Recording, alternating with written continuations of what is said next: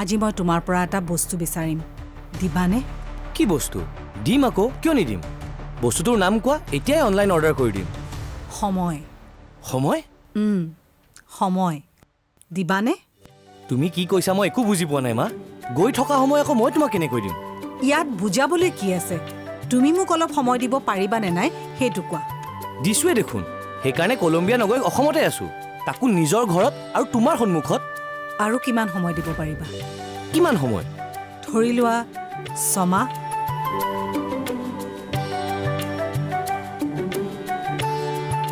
কি হ'ল মনে মনে থাকিলা যে দিম আছোৱে দেখোন মই ইয়াতে চ' টাইম ইজ এভেইলেবল সঁচাকৈ সময় দিবা সম্পূৰ্ণ 6 মাহ চিয়'ৰ 100% পাক্কা প্ৰমিছ সঁচাটো দিম সেই 6 মাহ আচলতে মোক নহয় তোমাক নিজকে দিবা তোমাৰ জীৱনটো গঢ়িবলৈ কি ফিলচফিকেল কথা কৈ আছা মা একো বুজি পোৱা নাই একদম মূৰৰ ওপৰেদি পাৰ হৈ গৈছে তেনেহ'লে চিধাকৈ কৈছোঁ কাইলৈৰ পৰা সম্পূৰ্ণ 6 মাহ তুমি অফিচ যাব লাগিব এতিয়া তুমি না বুলি ক'ব নোৱাৰা কাৰণ তুমি মোক প্ৰমিছ কৰিছা লোৱা এইযোৰ কালি অফিচত যাওঁতে পিন্ধি যাবা ৰাতিপুৱা ঠিক 9 বজাত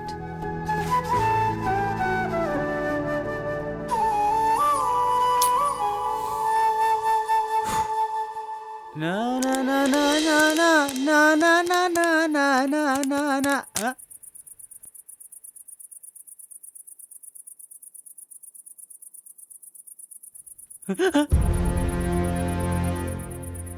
মৰা মানুহ মৰা মানুহ ইয়াতে এটা মৰা সপুৰি আছে কোন কোন আছে কোন আছ ল'ৰাটো ইয়াত মৰিলে ল'ৰাটো মৰিলে ল'ৰাটো ইয়াত মৰিলে ল'ৰাটো ইয়াত মৰিলে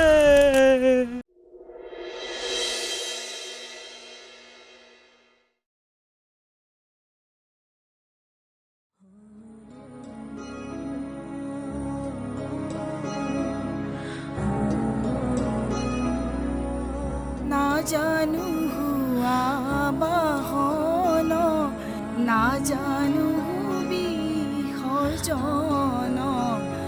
পূজা মন্ত্র না জানো কিঞ্চিত এতেকে পরমেশ্বর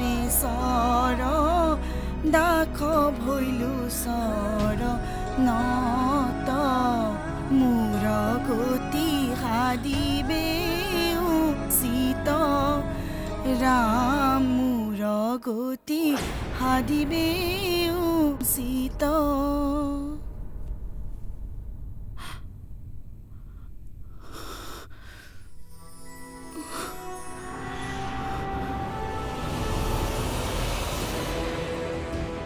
ইয়া তুমি কিহৰ আগজাননী দিছা প্ৰভু আমাক আৰু কষ্ট নিদিবা আৰু পৰীক্ষা নল'বা ছোৱালীজনীক ভালে ভালে ঘূৰাই আনা ঘৰলে ঘূৰাই আনা প্ৰভু ঘূৰাই আনা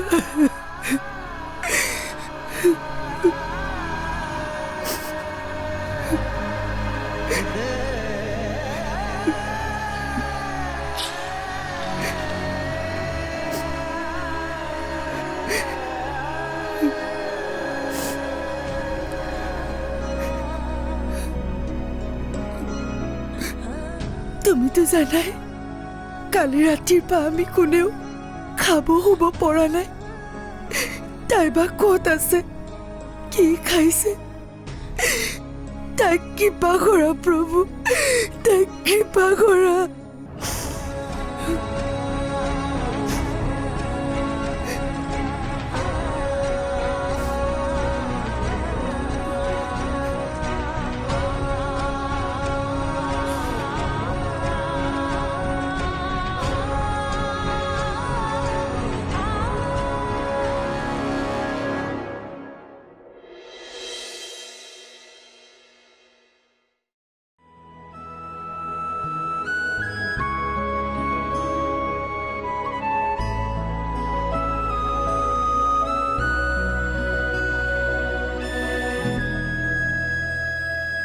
এইখন কাৰ ফটো?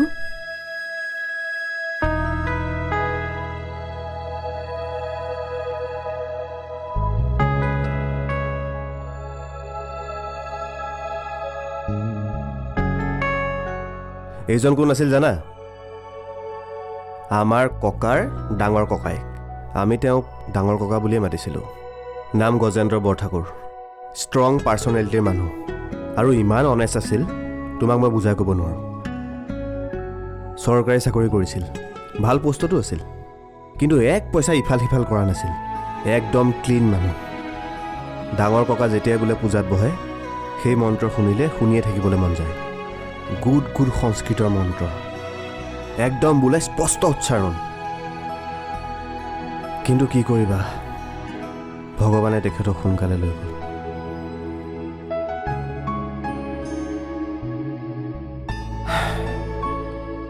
ককাহঁতৰ ঘৰখনো বোলে এখন বিশাল ঘৰ আছিল।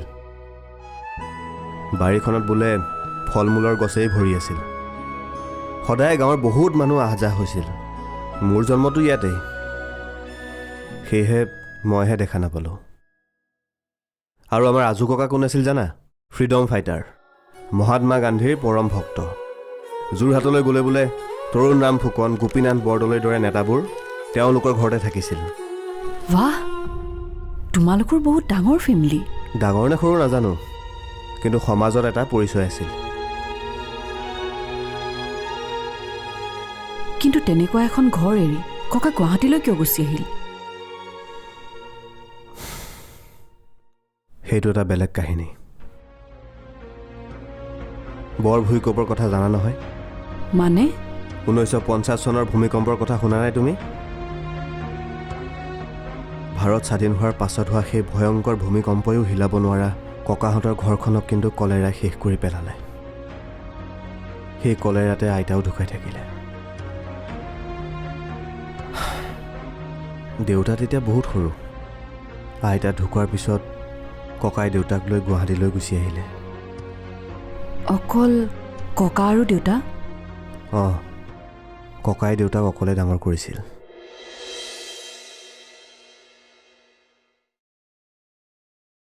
শুনাচোন, এলবামটোত দেউতাৰ ফটো এখনো নাই যে? নাই নেকি? নাইতো।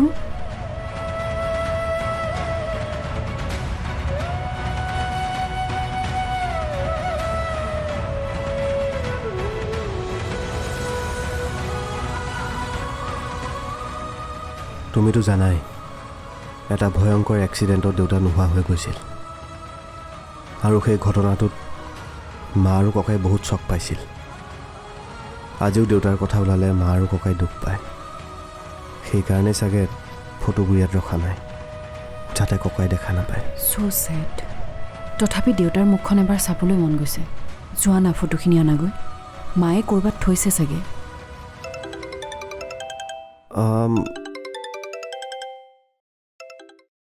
আংকুল কওক। দেউতাৰ ফটো এলবামত নাই আৰু ড্ৰয়িং ৰুমতো এখনো সজাই থোৱা নাই। ঘৰখনত দেউতাৰ ফটো এখনো নাই যে, কথাটো কি? অঁ, যাব আংকুল। অঁ, ৰাগেই যাব। ঠিক আছে, আপুনি ঠিক কৰি থ'ব। হ'ব হ'ব।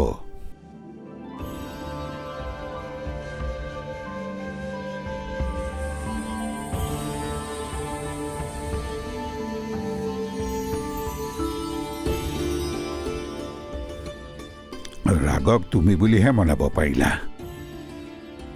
বুজাততো সি বুজি পায় দেউতা, কিন্তু কেতিয়াবা বুজিও নুবুজাৰ ভাও ধৰে। কি কৰিব, ঘৰৰ সৰুটো। সদায়তো সৰু হৈ নাথাকে। এদিন নহয় এদিনতো নিজৰ দায়িত্ব ল'বই লাগিব। তাতকৈ দুদিন পিছত লোৱাতকৈ এতিয়াই লওক। কামবোৰ শিকিব পাৰিব, বুজিব পাৰিব। পাৰিব দেউতা। কামটো গা পাতি লৈছে যেতিয়া দায়িত্বটোও পালন কৰিব পাৰিব। নোৱাৰাখিনি দেখুৱাই দিবলৈতো চন্দ্ৰ আছেই। কেতিয়াবা দৰকাৰ হ'লে আদভিকেও পাক এটা মাৰি আহিব পাৰিব। নালাগে অলকা। মই অদ্ভিকৰ কাৰণে এটা বেলেগ চিন্তা কৰিছোঁ। আমি IT ছেক্টৰত সোমাম। তাৰ মেনেজমেণ্ট স্কিল আছে, বিজনেছত হেল্প কৰিব। দুইটা ল'ৰাকে আমি যদি এংগেজ কৰি দিব পাৰোঁ তেতিয়া চিন্তা নাই আৰু। কোম্পানীৰ গ্ৰাফ নিজে নিজে উঠি যাব। তুমি তাক কথাটো বুজাই দিবা। তুমি যদি বুজাই দিয়া সি বুজি পাব। তথাপিতো গোটেই কামখিনি অকলে চাবলৈ তাক হয়তো অলপ সময় লাগিব দেউতা। লাগক, 6 মাহ লাগিব, খুব বেছি এবছৰ লাগিব। তাৰপিছত দেখিবা সি নিজকে নিজে আগবঢ়াই লৈ গৈ থাকিব পাৰিব। অভিজ্ঞতাৰে পুষ্ট হ'ব আমাৰ ৰাগ। দেউতা গাখীৰ অলপ দিওঁ? নালাগে।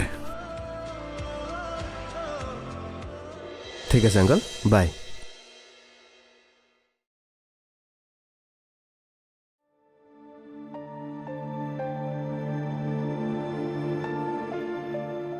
দেউতাৰ ফটোৰ কথা মাক সুধিম নেকি?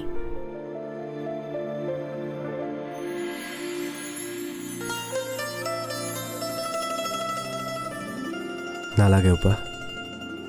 দেউতাৰ কথা সুধিলে মায়ে দুখহে পাব পাৰে। মায়ে দেউতাক বহুত ভাল পাইছিলে, ঈশ্বৰৰ দৰে ভক্তি কৰিছিলে। আৰু সেই ঈশ্বৰ নোহোৱা কথাটো চাগে মায়ে এতিয়াও বিশ্বাস কৰিব নোৱাৰে। সেইকাৰণে চাগে ড্ৰয়িং ৰুমত আইতা ককাৰ ফটোখনৰ লগত দেউতাৰ ফটো ৰখা নাই।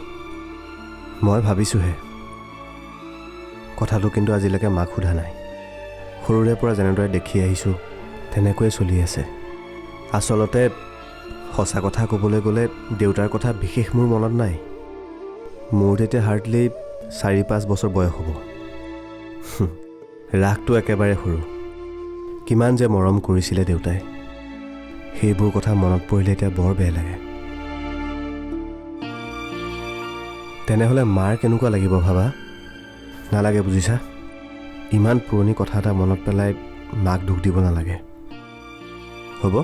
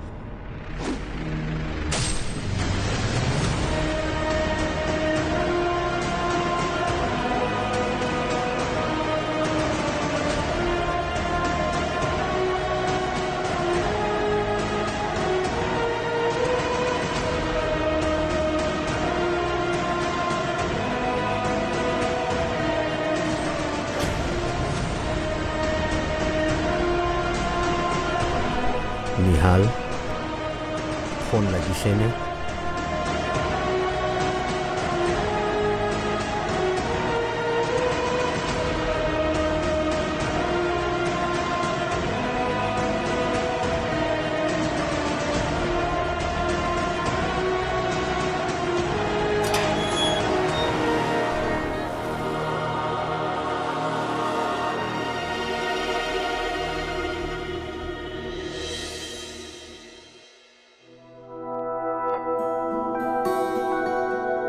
What a surprise!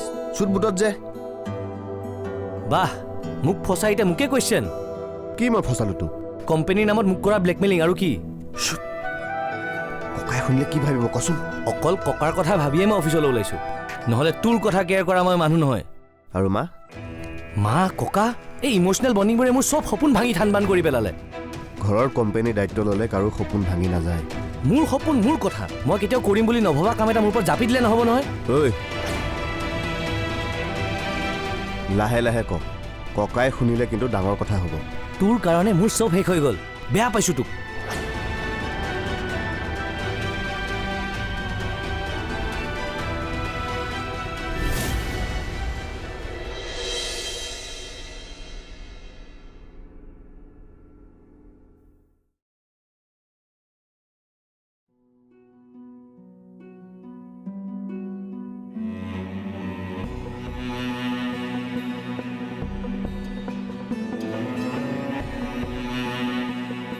কি আচৰিত, ৰাতিৰে পৰা ফোনটো উঠোৱা নাই ল'ৰাটোৱে।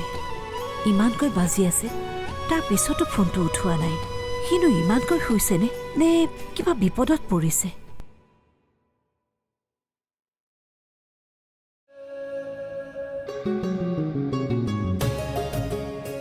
দেউতা, ৰাগ অফিচলৈ ওলালে।